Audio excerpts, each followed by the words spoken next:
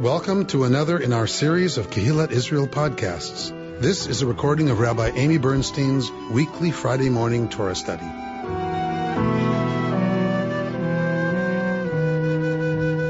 What I'm going to do today is it's kind of a trick. This is a tricky business. I found a teaching from the Achare Mot that I really like, who's Hasidic, a Hasidic teacher. It spoke to me about this moment that we're in. It's based on Kabbalah, but through the lens of Hasidism. So what we're going to do today is we're going to look at a little tiny Torah text and then watch what the rabbis do with it, both in the Talmud, then in the Hasidic tradition. In the Talmud. So Torah, Talmud, Hasidic, Kabbalah, Hasidic tradition. Okay, so because that's the timeline. That's how texts move. They move and thought moves through biblical, Talmudic, which is rabbinic, then medieval, which is Kabbalah, into, almost the Enlightenment, and Hasidic. Okay, so that's how texts and thought travels through Jewish time and Jewish filters and Jewish lenses. And we're gonna land at the Achare Mot's message for us today, coming out of one pasuk of Torah. And I'm going to show you why it's so complicated. So just stay with me. I promise there will be a message at the end. I promise. But you're going to have to hang with me, and then you'll understand why we don't do so much Kabbalah. Okay? Because it takes so much to unpack it that most people don't have the tools to unpack, including myself. I have to rely on teachers, and interpreters and commentators to unpack it for me, because I'm not an expert in the language of Kabbalah. And you have to be. Kabbalah is a language of code. It is a language of jargon, but not to be jargony, just to be jargony.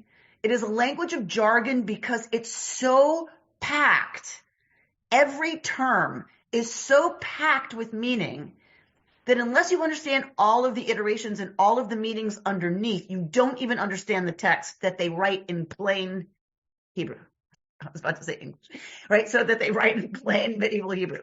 So I don't understand it. I understand the words of Kabbalah. I don't understand what the heck they're saying because I don't have all of the meanings of all of the terminology underneath it.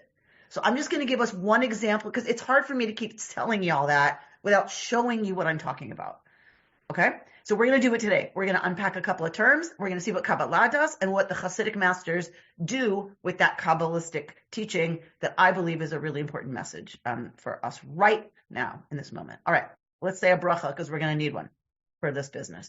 Baruch atah Adonai Eloheinu melech haolam asher kitshanu b'mitzvotav v'tzibanu la'asok b'divrei Torah. Blessed are you, God, Spirit of the universe, who makes us holy with mitzvot, calling us to engage with words of Torah in all its many forms. All right, we're going to look at a text. We're in Achare Mot Kedoshim. So like Bert said, it's a double parsha. We're going to do one pasuk. We're going to do one pasuk, one sentence out of a double portion, and it's going to take an hour.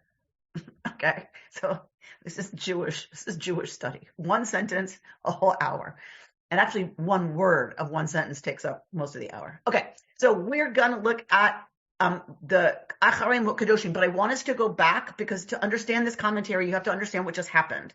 So what happened last week that I said I was not going to talk about because it was too on the nose, too soon, was the death of Nadav and Avihu, because they bring Eish Zara, they bring a strange alien fire. We're not going to unpack anything about that right now.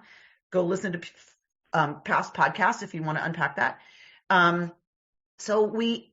They bring Eish Zara, a strange alien whatever fire that is not commanded, and a fire goes out from before God and consumes them. Okay? So lots of interpretations about what's going on there. We had a really in-depth conversation about it, I think, last year or the year before about, it was efficacious. God did, in fact, come into the Mishkan and the fire went to consume the sacrifices, and Nadav and Avihu were in the way. Right? Because they weren't supposed to be there. They brought in Eish Zara. They weren't supposed to be there. So when this fire goes forth to consume the sacrifices from the Holy of Holies, they get consumed in the way. Whatever's going on, they die a fiery death, And it's a tragedy, obviously, for Aaron. 2 of his sons are burned. So we're in the immediate aftermath of that episode, starting this week, the Parshat Kedoshim. Okay. So that's really important. It was too on the nose for me to handle last week, but this week there's a teaching around it that I feel like is really helpful, given where we're at, those of us dealing with both the fiery disaster that we're living through, as well as just looking on the national scale at like what feels like the world is on fire. And certainly at the global level, it feels that way as well for some of us. So I don't ever want to just leave us there. Let's see what Torah has to offer us, what the tradition has to offer us today to help get us through that. Okay. All right. So let's look at the actual. So what is this whole thing going to jump off from? All of this is going to jump off. So this is the beginning of Achare Mot, the first of our parshiot. We have 2 parshiot today. The first begins with this sentence. It is Leviticus 16:1. For those of you who want to look at your own text or whatever. Vayidaber Adonai al Moshe. God says to Moshe, Achare Mot shnei bnei Aharon. After the death of the 2 sons of Aaron, bikarvatam lifnei Adonai vayamutu. In that they drew close to God and they died. Okay. So we could spend a long time unpacking what the heck that means, right? But we're not gonna. I'm gonna resist. Okay, here we go. In their drawing close before God, before Yud He Vav He. This is also, of course, the word that is the shoresh, the root, the basis for the word korban, sacrifice, right? So this whole idea of drawing close. So when the Hasidic masters and the Kabbalists are going to go there, it's not that big a stretch, right? When they're talking about wanting to be close to God, that's what Shnei Bnei Aharon did. They came close to God, and in doing that, were consumed by fire. So it's not out of nowhere that they're going to go to this idea of longing to be close to the divine. Okay. Wait. Zot. Okay, here we go. We're going to do, sorry. So we're doing 2 psukim. We're going to focus on 2 psukim. So that's the first one. Then we get to Vayomer Adonai al Moshe. God says to Moshe, Daber el Aharon achicha ve'al yavo b'chol et el hakodesh mibeit la parochet el pnei hakaporet. Tell your brother Aaron that he cannot come whenever he wants to into the shrine behind the parochet, behind the curtain, in front of the kaporet that is on the ark, below Yamut, right? That he shouldn't die. Ki be'anan ara'eh al hakaporet, because I appear in a cloud on the kaporet. But here's where we're going to focus on this one word, bezot. Bezot yavo Aharon el hakodesh. By this shall Aaron come in to the holy place.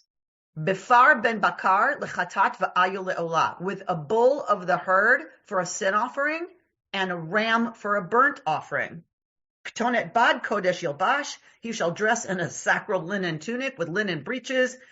He will be girded with a linen sash, and he shall wear a linen turban. These are the sacral vestments. He shall bathe his body in water and then put them on. Then he's going to take blah, blah, blah, blah, blah, blah. Okay.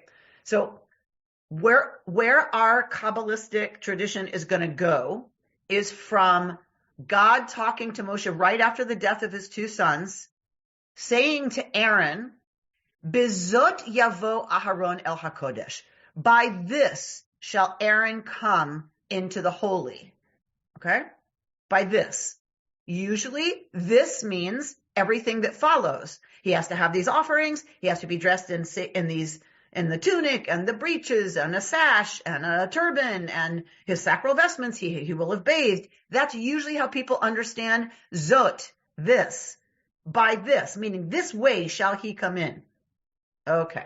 Now, we're going to complicate everything. All right. So this is brought to us by IJS. We've studied her before. This is Rabbah Dr. Nicolescu. All right. So she goes to a teaching from the Me'orei Naim. So she's going to set it up for us. that Elijah's cup is on the table and remains undrunk. She says, and contents return to the bottle. That has never happened in my lifetime, but so I guess some people do that. But in my house, Aunt Helen was assigned to drink the whole cup while we kids went to the door to open the door for Elijah. So that when we got back, magically, the wine was gone from Elijah's cup, right? So go Aunt Helen, keeping the dream alive. Okay. So it remains undrunk. The story isn't finished, the undrunk cup whispers. This complicates the idea we may have of Yetziat Mitzrayim, or our exodus from Egypt, which may appear at Passover to have solved everything. Exodus, liberation, redemption. But actually, the exodus is not the end of the story. In fact, it's just the beginning. For the rest of the coming narrative, Bnei Yisrael will be wandering in the desert.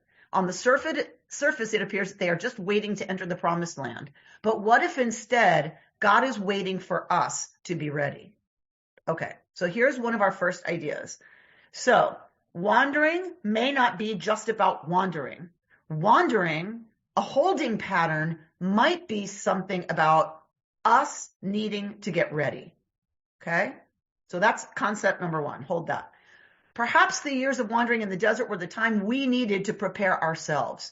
What a beautiful metaphor this is for our lives. From the day we are born, we journey through our lives, never really knowing if the direction we chose was the right one. When will we, quote, arrive? And if we will, fulfill our dreams. All right. Vayidom Aharon. Aharon was still after the death of his sons. So she says, perhaps wisdom lies in the place where we might still ourselves enough so that we can listen, so that we might hear the vision God has for us in this life and then take steps in that direction. Okay. In Kabbalistic language, there's an expression for this, and it is Iturata dilatata, awakening, Iturata dilatata, awakening from below. The Me'or Einayim takes us here this week as he comments on one of the opening instructions given to Aaron after the death of his sons. All right, here's the beginning of the Me'or Einayim. He quotes the pasuk we just looked at. Bezot yavo Aharon el HaKodesh. By this shall Aaron enter the holy. In the literal meaning of the text, this zot points to the instructions that follow. But we also know that the terminology used in Torah is never random, say the Kabbalists. So there is a reason why the term used is vague. It points to another meaning, says the Kabbalah. All right, so Me'or Einayim says this speaks also to spiritual instructions hidden behind the literal meaning of the text. Vilachen, and so, Amar bazot yavo Aharon el HaKodesh. And so it says, bezot, by this shall Aaron come into the holy. It is through Zot, or Elijah, that the waters rise into the holiness above. Okay. Zot, Elijah, that the waters rise into the holiness above. Here, this, Zot, points to much more than the offerings and rituals described in our parasha. Of course, it is known, Yadua, it's known, Shekol hit orurut tzarich lihiyot al yedei mayin nukvin. All right, you ready for this? Listen carefully, Margot. It is known that all awakening has to be through the feminine waters. And here, the aspect of the feminine waters is the aspect of Eliyahu, of Elijah. Of course. Now it all makes perfect sense, right? Okay. No. What the heck is going on? So the Me'or Einayim is bringing forward Kabbalistic interpretations of the word Zot, of the concept of Zot is Eliyahu. Eliyahu is about awakening the lower waters from below and causing them to go up above. And we know that only happens, the feminine waters only happens that they rise through the aspect of Eliyahu. This is why we don't study a lot of Kabbalah, because that is a bunch of what sounds like mumbo jumbo, unless you know the code. So here's the code. All right.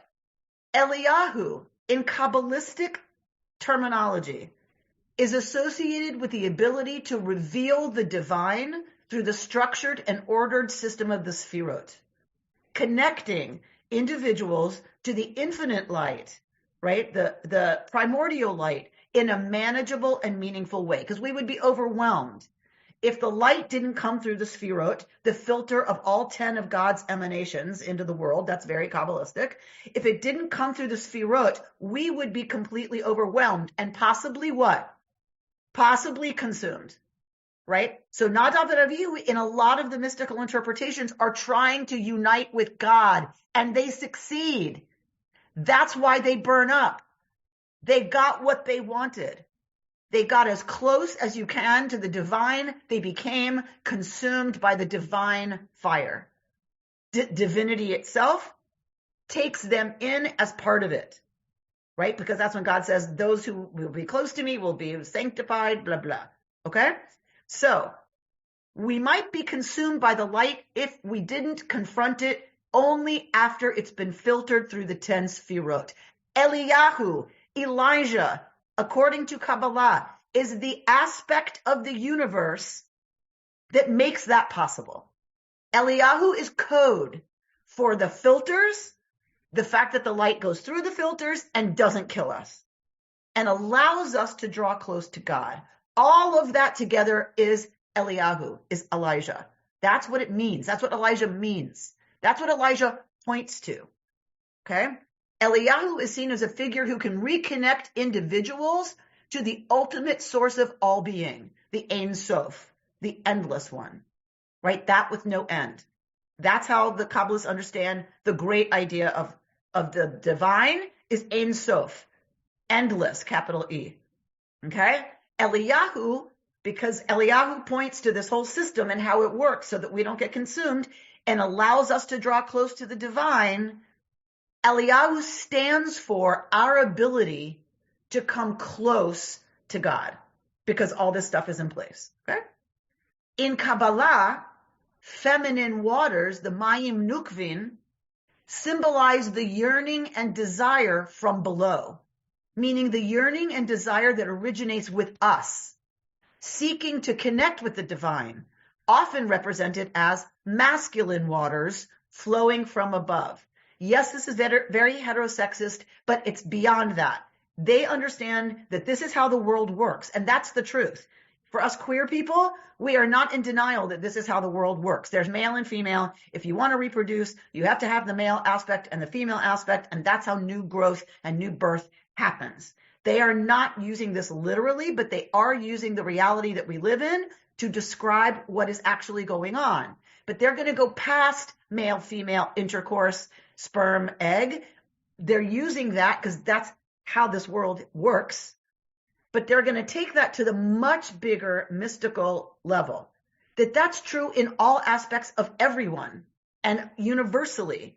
There's the feminine longing from below and receptivity and yearning from below for the mayim that is above, the masculine waters that are above, that flow down.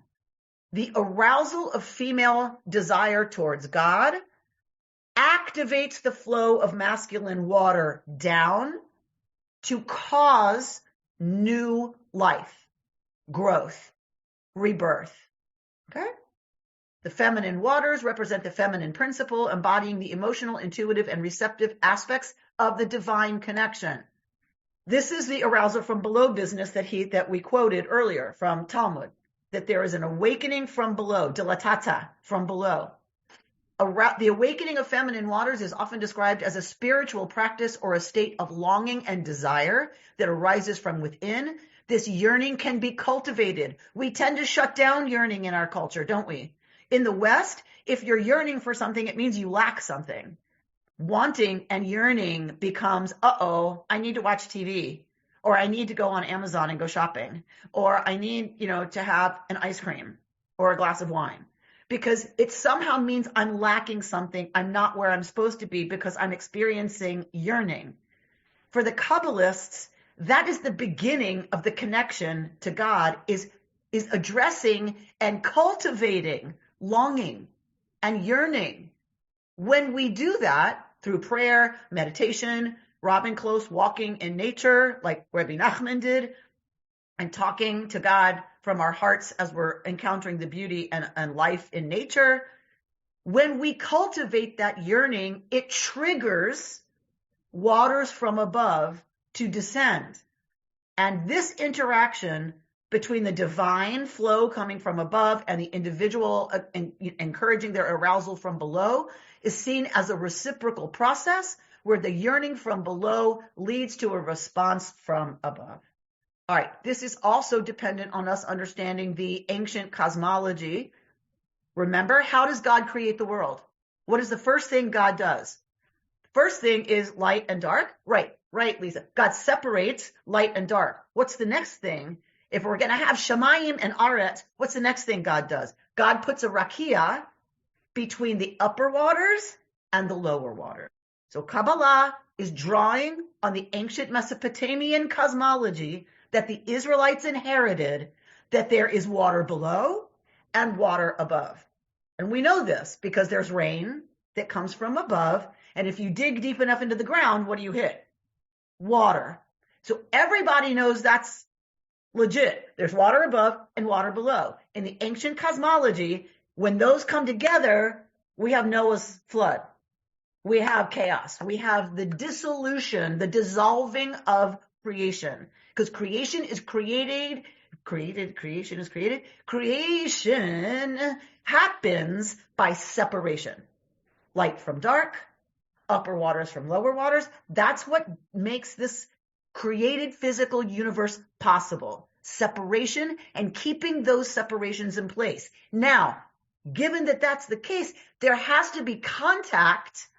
That's not all the time, but there has to be contact between male and female for reproduction to happen, for seeds to be spread, for crops to grow, for bees to spread that pollen, for other things to get pollinated to grow, right? There has to be interaction. Yes, there's separation, but for there to be new life, new growth, new birth, there has to be some kind of intimacy and mixing, touching of things that are usually separate.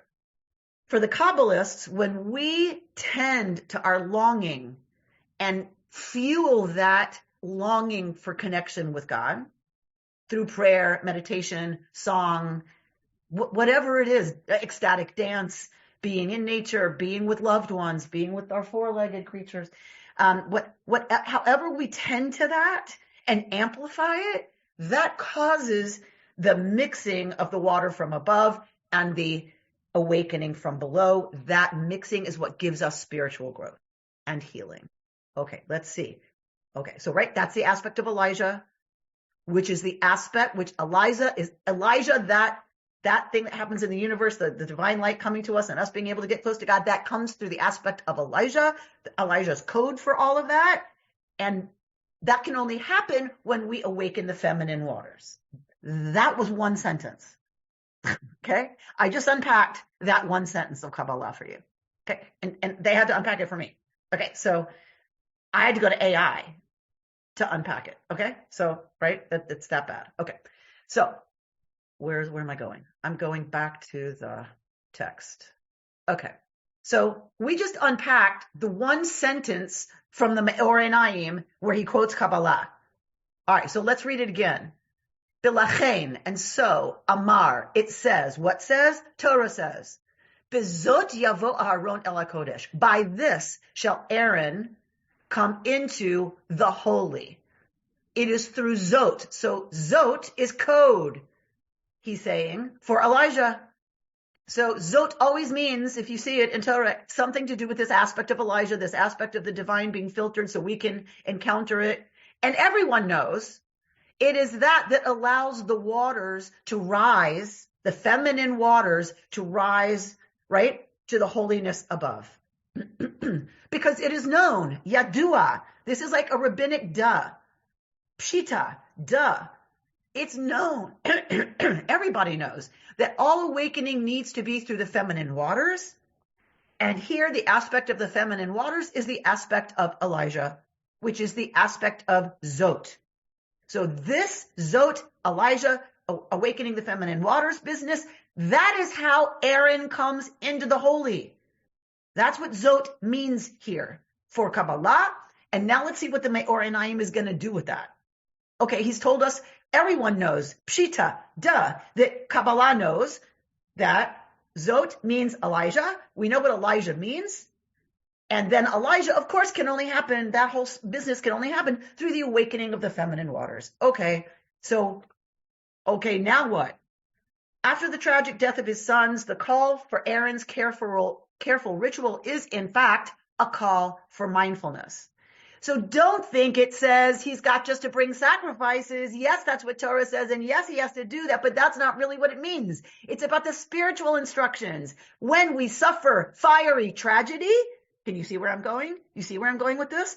When we suffer fiery tragedy, grief, and loss because of fire, what do?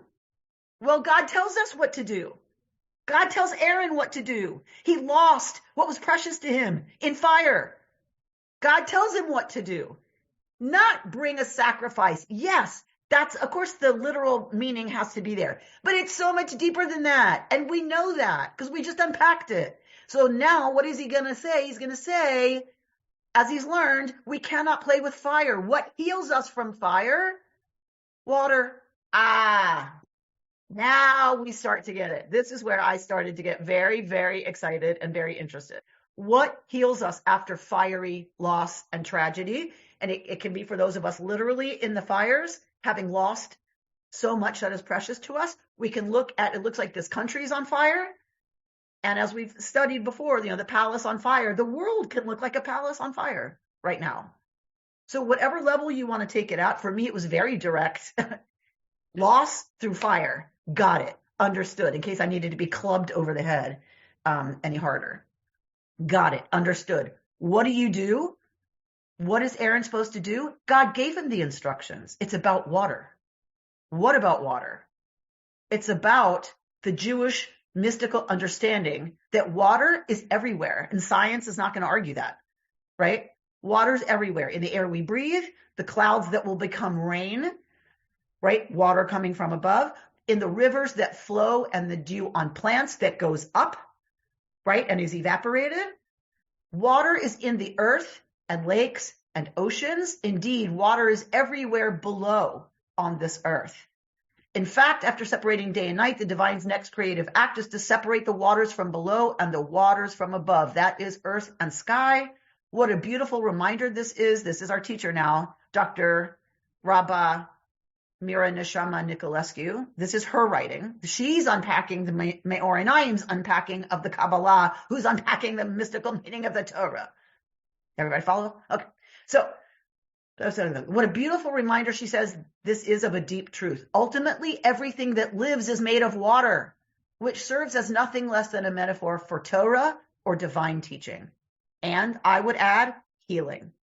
So we're made 80% water, right? Water's everywhere. So this teaching of Kabbalah, she says the Me'or Einayim gets it. Water, of course, is the metaphor for life and Torah and healing. And that is the antithesis of, and therefore what stops and remediates and heals fire damage, water. Okay. From a Kabbalistic perspective, humanity's mission involves, quote, awakening. So this language of the Kabbalah of awakening the yearning, awakening the feminine waters, she says, the way we can look at that in modern language is we have to awaken to the reality that we're part of it all, and that the water in everything is a euphemism for the fact that everything around us, all the water around us, which is in everything, the air we breathe, the skin we touch in someone we love, everything, it's everywhere. When we awaken to the reality that water can heal us, right? That is part of what our job is, to awaken to that actual fact. But she says it appears to contradict normal natural laws because physically water does not rise but descends. I don't want to spend too long on that, but from a Jewish religious perspective, rainfall, right, is seen as a bracha. We pray for rain for the land of Israel.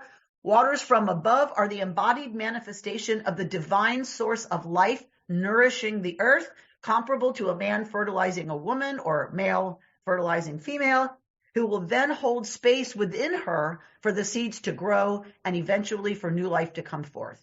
While the idea of water rising up seems counterintuitive, that is what is demanded from us, right? In that text we studied, we have to arouse the feminine waters to go up. This is our spiritual practice. And I purposefully use the word our because for the Me'orei Einayim, these instructions yet again are not only for the Kohanim or for the priestly class, they are a calling to each of us. Where do we see that? His commentary goes on. She's going to bring us the next piece of his commentary. This is the Hasidic commentary on the Kabbalistic commentary on this verse of Torah. As it is known, kinadua, right? All that goes up, the feminine water of all human beings, happens through the aspect of Elijah. We already covered that.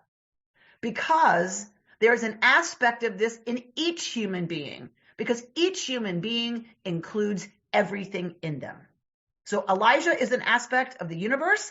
Every human being is a microcosm, and every human being is an embodiment of what happens in the universe. So the aspect of Elijah is there in us, as are the feminine waters, and the capacity to encourage their arousal and their going up, to meet with the divine Shefa coming down. With this instruction, we seem to be brought back to the principle we learned from Avraham and Lech Lecha, which I called proactive receptivity. From a Kabbalistic perspective, the feminine quality is receptive, although receptive does not mean passive. To the contrary, receptive demands a deep form of proactivity, only different from the way we often think of action.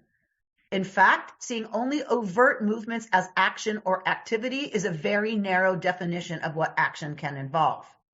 This is one of the main things I've learned in meditation, a vaster, richer, although quieter definition of action. When I sit still but show up, fully present to my experience, moment after moment, I embody the kind of proactivity which is captured in the Kabbalistic idea of waters rising from below. Something awakens from deep within. Now, you could substitute for meditation prayer, chant, making love. Some people tell me running, but I'll never believe it. So whatever, right? Like you can put whatever you want in there in terms of practice. That cultivation of a vaster, richer, quieter definition of action is receptivity, but not passively. Right? We make ourselves opener. We make ourselves wider through practice so that we can receive more. But it doesn't mean we're just sitting around receiving. We have to actively receive. For me, it's kind of like eating. The food goes in and becomes body. We don't do it becomes body part. That's just how the world works. When you put food in, it becomes cells and tissue and bone and whatever through the processes that just exist. But we have to eat, right? To receive the food, we have to eat it.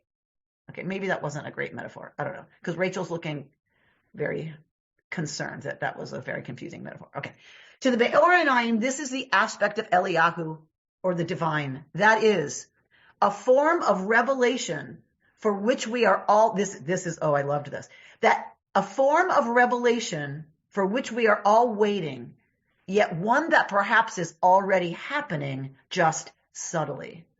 Embodying Eliyahu is not only being receptive, it is about coming to meet life through our own awakening. She's bringing this back, people, to the idea of wandering in the Midbar. Eliyahu is the promise of the Messianic age. The redemption from slavery and entering the promised land even was not the end of the story. Elijah's cup isn't drunk yet. We're still waiting for it. Our job is to tend to the yearning and longing, awakening those feminine waters that can reach up and activate a divine flow from above so that we receive the revelation we need. But we may not be ready yet. It may be 3 to 5 years, people. Maybe 3 to 5 years. If you're looking at election timelines, it's going to be 4.5.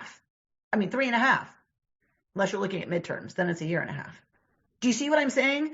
The wandering in the Midbar, she said, was a time of waiting till the people were ready for revelation, before they were ready to enter the promised land. Maybe it's already happening for us. What we need to be ready to move back to the Palisades, if we're moving back, to be ready to move into what our being part of KI looks like if we're not moving back. Maybe we need to do the work now so that we can be preparing and gleaning the things we need to glean to be ready when the midterms bring a blue wave. And when we are ready to reassert our commitment to democracy in this country and take our place again as the world leader, an example and model, the light unto the nations. This was very powerful for me this week. Maybe it's happening already. We have to tend to the yearning. We have to encourage the waters to rise. That's what will allow us to see revelation, water, everywhere, healing everywhere. Don't worry about 3 to 5 years, Amy. Don't worry about whether or not you'll have the money. You can't know that right now. What I can know is throwing the ball around in the backyard with my dog. I watch nature alive, intelligence alive, relationship between one species and another. And I do that under this gorgeous sky in this gorgeous place called Southern California, Santa Monica, around these amazing trees and the very, very thriving green astroturf. So there's water everywhere. There's healing everywhere. That's how the world is put together, says Kabbalah. The waters were separated, but they touch. And we touch the water everywhere when we encourage our own opening, our own active receptivity. Then I can allow the water in the trees and the plants to enter and be healing after the fiery loss and grief. Oof.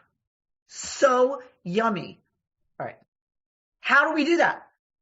Okay, that's great, Dr. Nicolescu. That's great, Me'or Einayim. That's great, Kabbalah. Escúchame. How are we supposed to do that? This is what the sages meant by saying that Elijah was revealed to someone. All that is hidden from us is revealed through our righteousness. So how we behave with others in this world. That's part of the work of cultivating receptivity, is living out of tzedek, out of righteousness. So what does that mean? Every opportunity given to us in a day to interact with ourselves and other people is an opportunity to either open and encourage the waters or shut them down. Everything. So how do we know this? Because in Pirkei Avot, Bert's favorite, it says it in the Mesilat Yesharim, it says it in the Tomer Devorah, the Musar tradition. We're going all the way back to Talmud. Be similar to God. Just as God is compassionate and merciful, so too should you be compassionate and merciful. This is one of the teachings she loves the most, Dr. Nicolescu, about Jewish learning. We start with the text which at first reading seems remote from our lives. Aaron, korbanot, sacrifices, dying in a mysterious fire. If we didn't have sources like the Zohar and Hasidic masters, it would be so easy to pass by these stories without understanding their relevance for our own daily lives. Or, said another way, said the Rabbi Bernstein way, thank God Jewish tradition continued to evolve and continued to purposefully read into these texts from what they were experiencing, from the yumminess around them that they were learning as spiritual masters and teachers and students and practitioners. Thank God they continue to read it into these texts so that these texts continue to inform us on all different levels. They didn't write a whole brand new text. They read their Kabbalistic interpretations back into the Torah text. Zot becomes the language of Eliyahu. Eliyahu, we know, is a language for this whole system that allows the divine to have contact with human beings without overwhelming us and consuming us in a fire or light or drowning us or whatever. And that happens through awakening the feminine waters below that touch the waters coming down, that triggers the waters to come down from above. But water is everywhere. We can, and the water is Torah, the water is teaching, the water is the revelation that each of us needs to really fulfill Torah in the promised land. But we need some time to do this work so that we're ready to receive the Torah we need. And maybe it's happening right now because we don't have the answer and we're wandering. And we feel like we're in a holding pattern. Well, guess what? Sister Joyce Rupp says life on this side of death is a kind of holding pattern. We're all, as she says, winging our way home. So whatever level you want to take it at, we're learning here in this life, whatever we need to learn to be ready, right, to flourish in whatever we become next. That's one way to look at the human lifespan and what we do here. But you can look at it, even beyond the material world and our material bodies. But I know Tamara loves that idea that, it's all preparation in some ways for the spiritual stuff we do next, right? All that stuff I just said is read back into Torah. And then our job, though, as students of Torah, to get a lot more out of Torah is we have to learn Kabbalah, but we have to do it with the help of the Me'oranayim, the Hasidic tradition. And you need people like Dr. Rabbi Nicolescu to unpack the Me'oranayim, who's unpacking Kabbalah, who's reading it back into Torah. That's our work here, because that is a beautiful message. Once you unpack it all, water's everywhere. We just forget that. We think it only happens in this moment of huge connection with it and this huge inspiration and writing a magnum opus. And that's when we are inspired by the divine. It can also be playing ball in the backyard with a piece of creation that is sentient. And two sentient creatures who can't speak to each other with words, speak to each other with their eyes and their playfulness and tug of war and fetch and love each other and heal each other through that connection. This is what it means to see water in everything around us. And how we interact with that is what can heal us from even the fiery losses. And deliverance doesn't come when we move back in or when we move into wisteria or whatever the heck it's called. We're not just in a holding pattern. We are getting and gleaning. If we're tending those feminine waters and encouraging them, we are getting slowly what we need from all the water above and all the water around us, what we need to be ready for the next stage. Our job is to wake up to that. How does she phrase it? Wake up. Yes, you can wake up. In fact, you are invited to wake up in this life. It is more available than you think. All you need to do is be actively receptive. Although it is subtle, it can be as natural as water evaporating up into the air. You see, water can rise up. And if you want to know what you can do concretely for your water to rise up towards the sky like a silent prayer, just be righteous. Practice justice. And this is what our whole Parsha is about. Kedoshim is all about this, right? And this means be fair, be honest, be true. Give tzedakah or charity for those who have less, no matter how much or how little you have. Speak well, do good. This is the way towards vertical movement, our relationship with the source of life. You've been listening to Rabbi Amy Bernstein's Friday morning Torah study from Kehillat Israel in Pacific Palisades, California. For more information, go to our website, www.ourki.org.